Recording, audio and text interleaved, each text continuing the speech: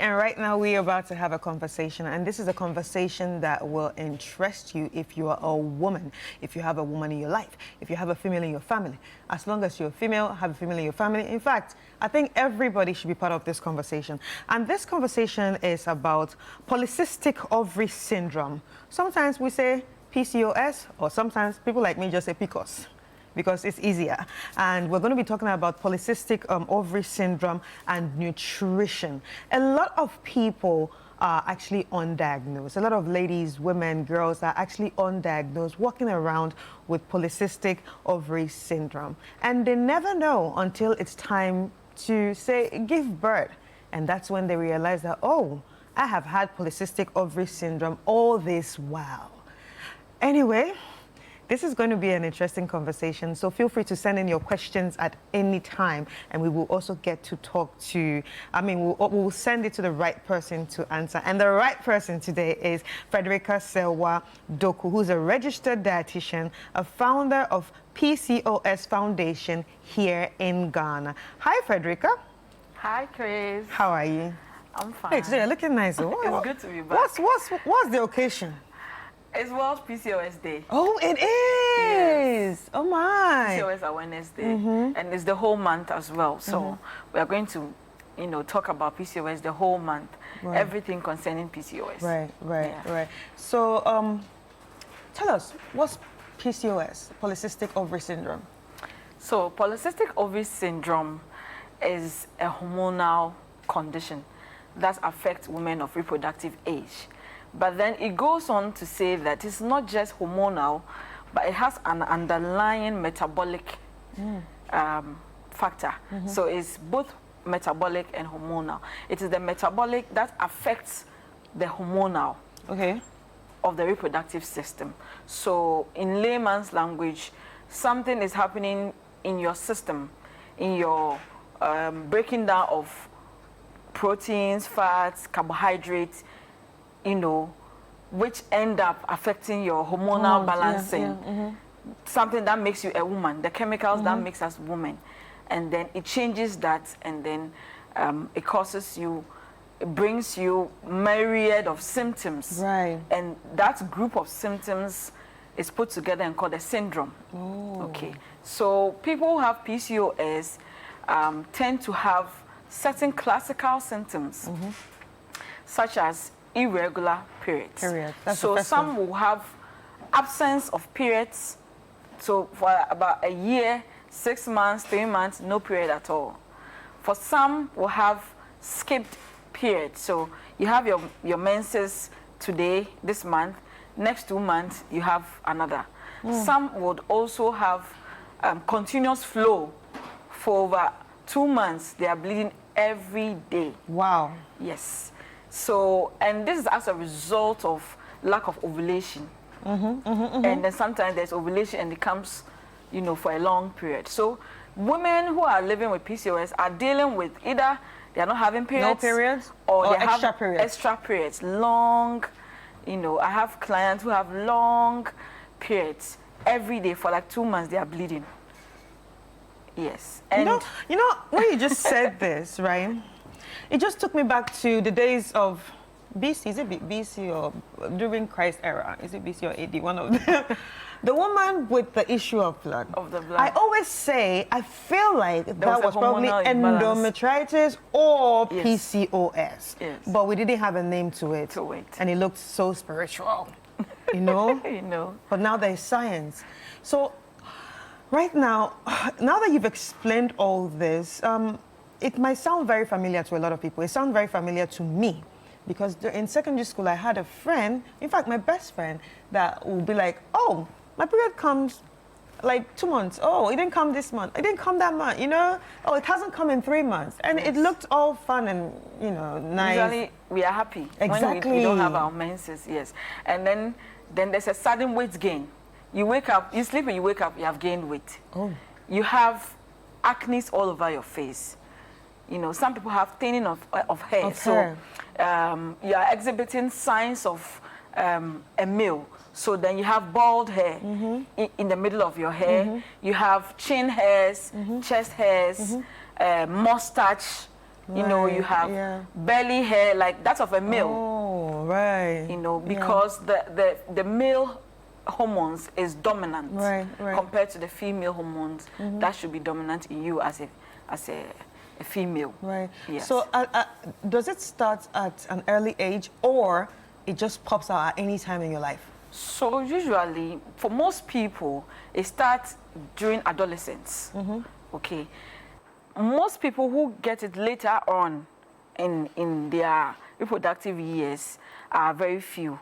And some people have had it since adolescence, but they didn't know. Exactly. They didn't know at all. Because I know, when I see people, young girls who have it, I prompt their parent.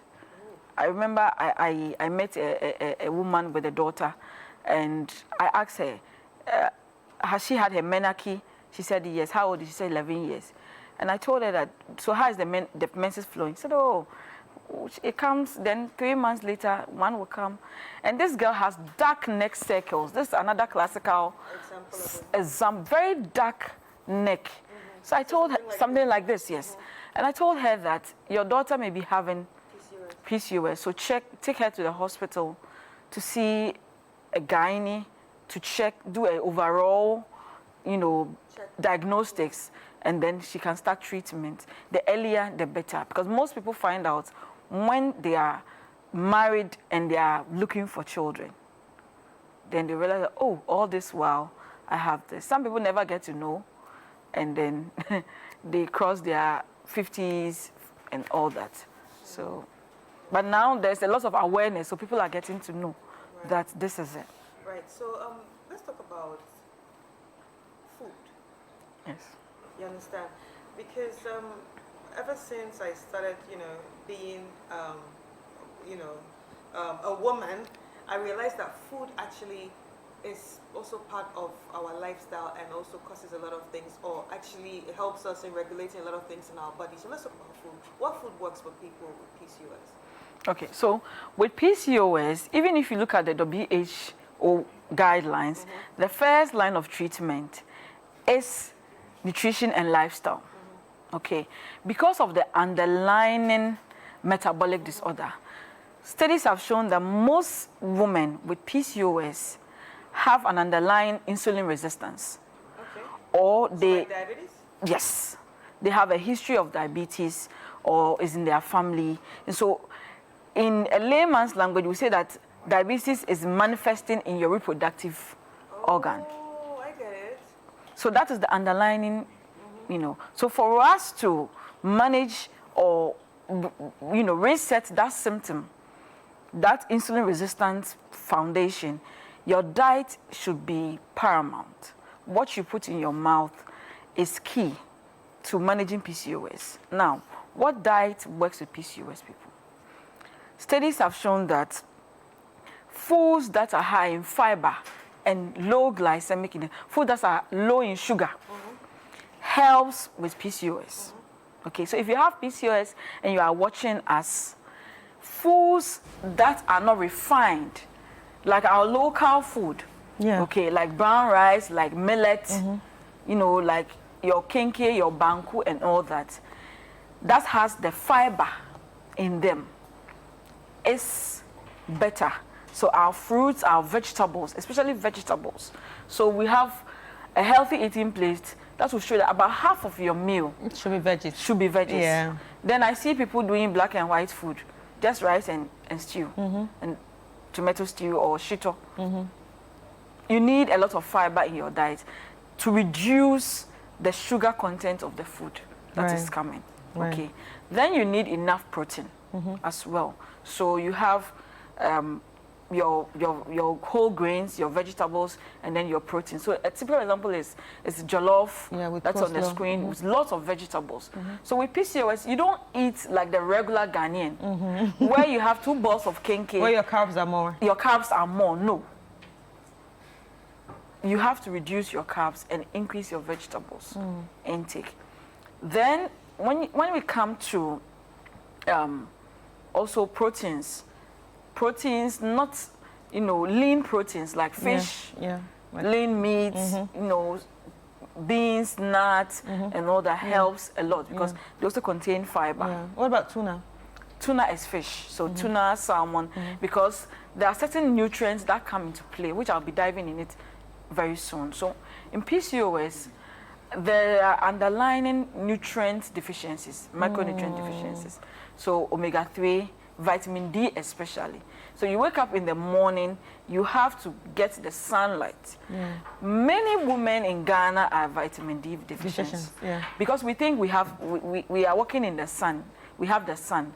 But how many times you walk in the sun? Exactly. You wake up in the morning, you are in a rush to go to work.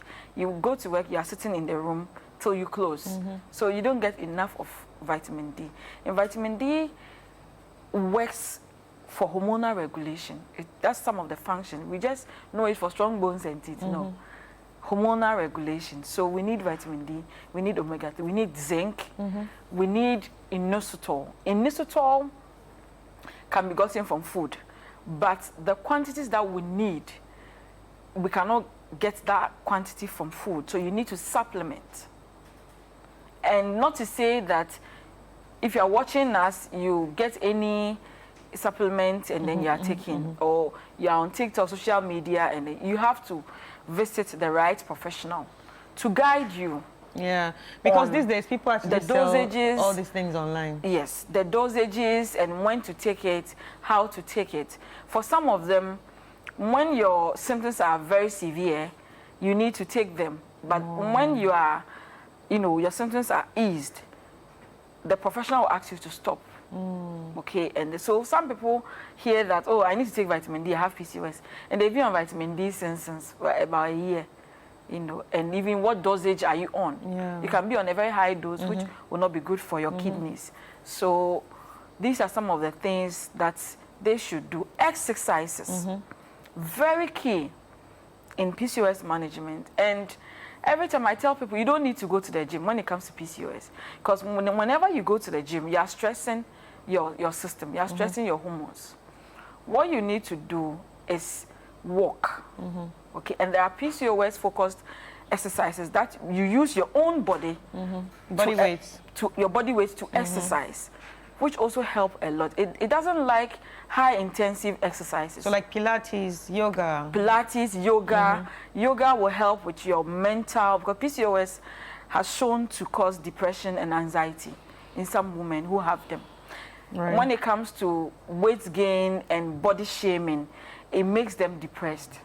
Because you just wake up, you have gained weight. And within a week, you can gain like 10 kg without doing anything. You can, just drinking water, don't eat, you still gain weight. So what advice will you give to anyone having it right now for us to wrap up? And if you are watching us and then you have any of these symptoms that we are showing, you are unsure, you can go to the hospital, see your general physician or an obs and gynae person to help you with proper diagnosis, because there's a criteria. Some people just have hair and they have beard and mustache, just like that. Some people just have acne. It's not because they have PCOS. So you need a proper diagnosis. Now, when you have a proper diagnosis, now what our medical practitioners do is that now the first thing they do is that go and see a dietitian or a nutritionist to help you with the lifestyle changes over 6 months. And then when you fail, then there are other medical treatments that comes with that. All right, so how can people reach out to you since you are the dietitian? So I'm happy to announce that I have launched a PCOS Ghana Foundation for more information, education, and advocacy on PCOS people, because of sometimes their treatments are expensive and they cannot afford that. So you can follow us on Facebook, Instagram, TikTok, PCOS Foundation Ghana. You can follow my personal handle, Finest Dietitian, where I give a lot of information on PCOS and what to do if you don't know what to do. So you can contact us at PCOS Ghana or Finest Dietitian. And then if you want to call us, you can also call us on 050-357-6464. And if you want to talk about your PCOS symptoms, we are here to support you. All right. Thank you so much. Ladies and gentlemen, that's the Finest Dietitian, Frederica Sewadoku, who's a registered dietitian and the founder of the PCOS Foundation here in Ghana. Please do well to visit their pages for more information.